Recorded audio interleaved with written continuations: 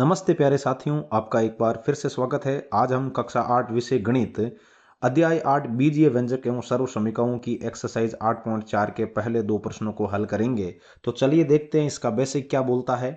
बहुपद को बहुपद से गुणा करवाना। पिछली एक्सरसाइज में हम लोग पढ़ चुके हैं कि यदि किन्हीं चरों के गुणांक शून्यतर और उनकी घातें ऋणोत्तर हो तो ऐसे एक पदीय या एक से ज्यादा पद वाले सारे के सारे व्यंजक है वो अपने बहुपद कहलाते हैं। तो जिसमें आज हमको द्विपद को द्विपद से गुणा करना है। द्विपद को द्विपद से मतलब हो गया साथियों कि जैसे ये a प्लस बी है, इसको मुझे गुणा करवाना है c प्लस डी से। तो आपको थोड़ा सा ध्यान रखना है कि जो आगे वाला, और ध्यान देने वाली बात यह है कि हमेशा जिस जोड़े में प्लस का निशान हो उसी को तोड़ना है। तो हमारे तो यहाँ दोनों ही प्लस के हैं, तो मैं आगे वाले को तोड़ दूं, ये तो a और ये हो गया b। अब इसका कॉन्सेप्ट देखो, पहले ये a इस पूरे पीछे वाले द्विपद से गुणा होगा तो ये a गुणा c प्लस डी बन जाएगा, और फिर ये जो b है इस पूरे द्विपद से गुणा होगा तो ये b गुणा c प्लस डी बन जाएगा। तो इस तरीके से अपने ये a और c गुणा होके ac, फिर प्लस a और d गुणा होके ad, फिर दूसरे भाग में देखो b c से गुणा होके bc और b आपके d से गुणा होके bd हो जाएगा। मतलब बहुत आसान तरीके से हम इसको गुणा कर लेंगे। चलिए आगे आपको द्विपद को त्रिपद से गुणा करना है, तो उसमें भी ऐसा कोई बड़ा कॉन्सेप्ट नहीं है। जैसे ये a प्लस बी है, इसको आपको गुणा करना है c प्लस डी प्लस ई से। तो आगे पहले ये जो a है इस पूरे त्रिपद से गुणा होगा तो a गुणा c प्लस डी प्लस ई हो जाएगा।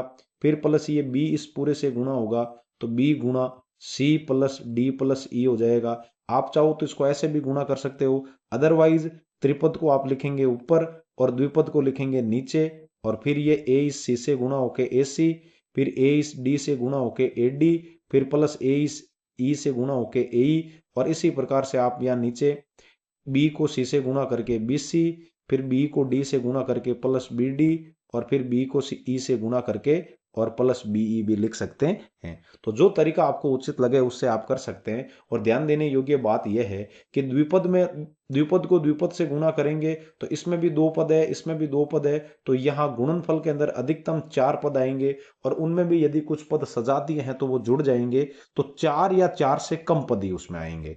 और द्विपद को त्रिपद से गुणा करते हैं तो कुल अधिकतम 3 दूनी 6 पद आने चाहिए, और यदि उनमें भी कोई सजातीय पद है तो वो आपस में जुड़ जाएंगे, तो पदों की संख्या है वो 6 या 6 से कम हो सकती है, ज्यादा नहीं होगी।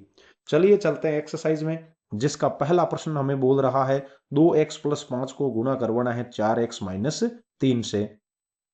तो पहला मैं यही कर दूं, ये ले लिया मैंने पहला, उसमें 2x प्लस 5 को गुणा करवाना है 4x माइनस 3 से। तो अपना पहला लॉजिक तो ये बोलता है कि आप प्लस वाले को तोड़ें। तो प्लस वाले में ये जो 2x है इस पूरे के साथ गुणा होके और ये हो जाएगा 2x गुणा 4x माइनस 3। फिर ये जो प्लस वाला 5 है ये जब इसके साथ गुणा होगा तो ये हो जाएगा 5 गुणा 4x माइनस 3। अब क्या करेंगे, ये 2 और ये 4 गुणा होके 2 चौक 8 हो जाएंगे, और x की घात 2 हो गई, फिर प्लस माइनस माइनस, ये हो गए 3 दूनी 6 और x का x। फिर प्लस 5 को जब प्लस 4 से गुणा करेंगे तो ये 5 चौक 20 और x बन जाएगा साथियों, और फिर प्लस माइनस माइनस और 5 3 हो जाएंगे अपने अंत में 15। तो इस तरीके से ये हो गया 8 x की घात 2। ये 20x में से जब 6x घट जाएंगे माइनस के, क्योंकि सजातीय हैं, तो ये आपके पीछे बच जाएंगे 14x, और अचर पद लास्ट में जो 15 है वो 15 ही रहेगा। तो इस तरीके से हमने इसका पहला प्रश्न कर लिया। चलिए देखो इसका दूसरा, जिसमें y दूसरे में, ये वाला दूसरा y माइनस 8 को गुणा करवाना है आपको 3y माइनस 4 से।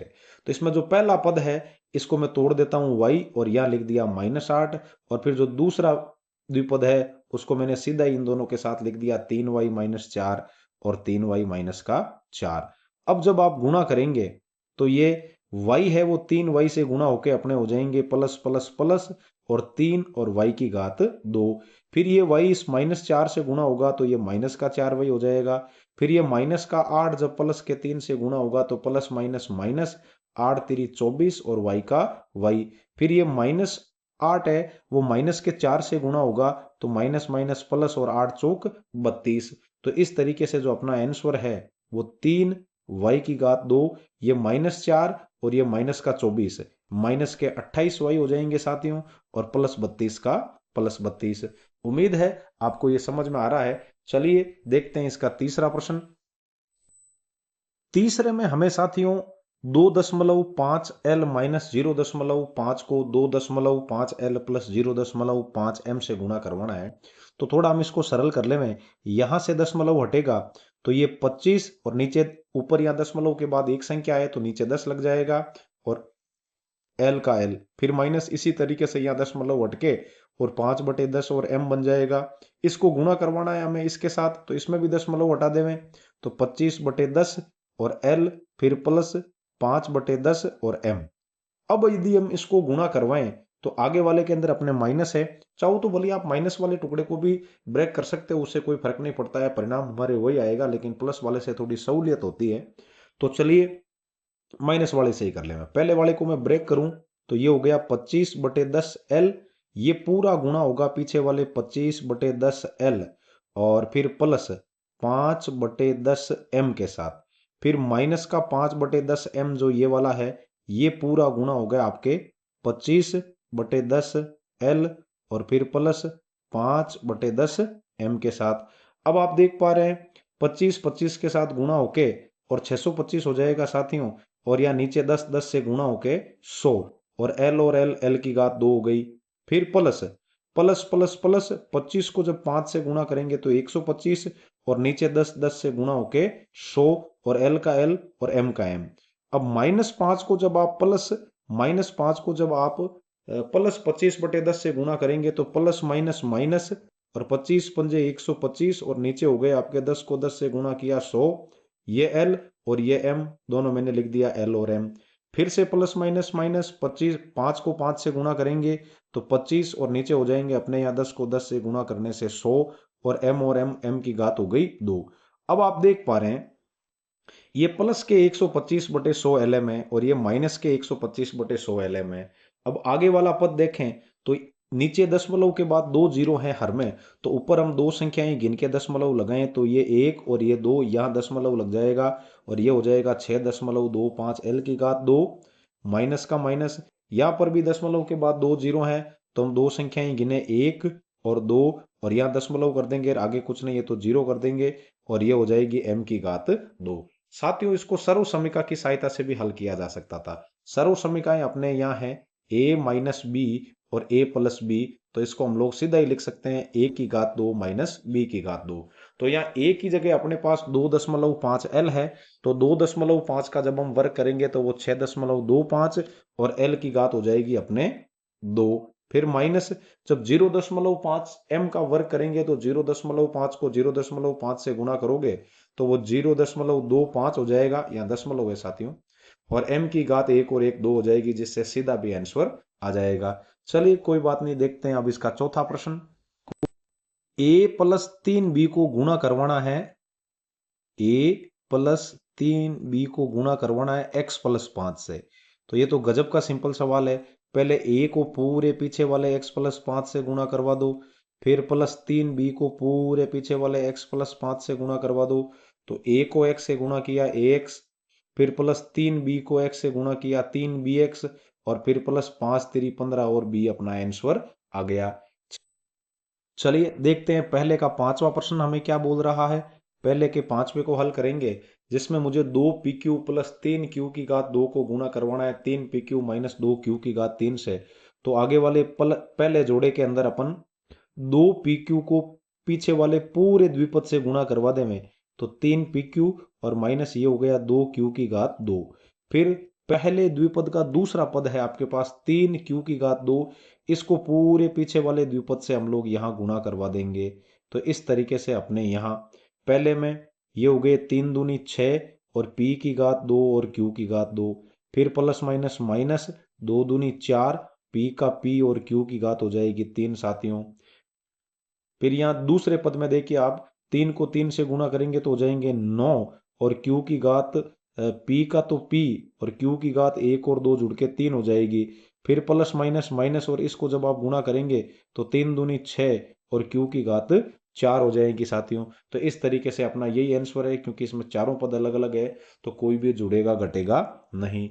छठा देखिए, मुझे क्या करना है, ये है 3/4 और a की घात 2 और प्लस 3b की घात 2।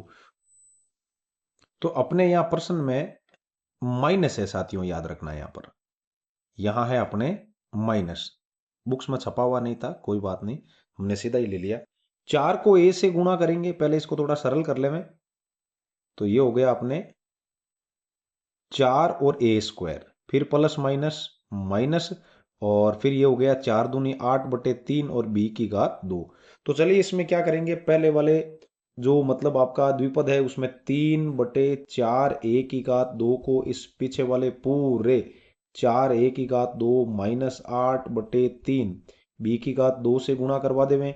फिर प्लस उसका जो दूसरा पद है 3b की घात 2, उसको भी इस पूरे पीछे वाले द्विपद से गुणा करवा देवें। तो 4 a की घात 2 माइनस का 8/3 b की घात 2। तो अब हम इसको थोड़ा सरल करें, तो इस तरफ बड़ा स्टेप ले लें मैं अपन।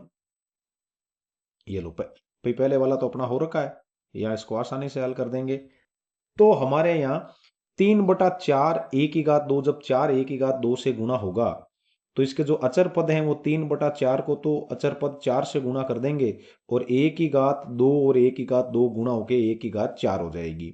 फिर अपने प्लस माइनस माइनस, ये 3/4 है और गुणा, ये गुणा हो जाएगा आपके 8/3 से, और ये हो गए आपके पास a की घात 2 और b की घात 2। चलिए आगे देखिए, प्लस 3b जब गुणा होगा इसके साथ तो ये 4 a की घात 2 के साथ, तो ये 3 गुणा हो जाएंगे आपके पास 4, और ये हो गया a की घात 2 b की घात 2। फिर प्लस माइनस माइनस, और यहाँ 3 है वो गुणा होगा 8/3 के साथ, और ये हो जाएंगे b की घात 2 और 2 4। तो यहाँ 4 का भाग 4 में एक बार, ये हो गया 3a की घात 4। फिर 3 का भाग 3 में एक बार, और 4 का भाग 8 में चला गया 2 बार साथियों। तो ये माइनस के 2 a की घात 2 b की घात 2, ये हो जाएंगे आपके प्लस 4 3 12 a की घात 2 b की घात 2, और माइनस 3 का भाग 3 में एक बार, तो ये हो गए 8 b की घात 4। तो इस तरीके से अपना जो फाइनल आंसर है वो 3 a की घात 4 12 a की घात 2 b की घात 2 में से जब आपके 2 a की घात 2 b की घात 2 चले गए तो पीछे बच गए अपने पास 10 a की घात 2 b की घात 2, और लास्ट में अपने पास है माइनस 8 b की घात 4। तो उम्मीद है आपको ये समझ में आया है। चलिए देखते हैं आज का अगला प्रश्न। दूसरा, दूसरे में अपने पास गुणनफल करना है, जिसका पहला हमें बोल रहा है 5 माइनस 2x को गुणा करवाना है 3 प्लस x से। तो बहुत ही सिंपल है, 5 को पहले गुणा करवा देंगे 3 प्लस x से, फिर माइनस 2x को गुणा करवा देंगे पूरे 3 प्लस x से। तो इस तरीके से 5 3 से गुणा होके 5 3 15, और 5x से गुणा होके 5x, माइनस प्लस माइनस 3 दूनी 6x, और ये हो गया आपके माइनस प्लस माइनस 2, और x की घात हो गई 2। अब x की सबसे ज्यादा घात वाले पद को आगे लिख दूं तो माइनस 2x की घात 2, या प्लस का 5x है, ये माइनस का 6x है, तो अपने यहाँ माइनस का x बच जाएगा, और पीछे है प्लस का 15 जो अचर है उसको सबसे पीछे लिख दूं, तो ये हो गया अपने प्लस का 15। अब देखिए इसका दूसरा, इसमें भी बहुत आसान तरीके से आप आगे वाले को स्प्लिट करो, तोड़ो।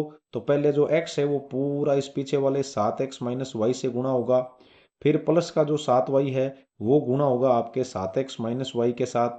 तो इस तरीके से पहले वाली टर्म में देखिए, 7 का तो 7 और x गुणा होके x की घात 2 हो गई, फिर प्लस माइनस माइनस x को y के साथ गुणा किया तो xy आ गया, फिर प्लस प्लस प्लस सातों साती 49, और एक्स वाई के साथ गुणा होके एक्स वाई हो गया, फिर प्लस माइनस माइनस 7 का 7 और वाई की घात 2 हो गई।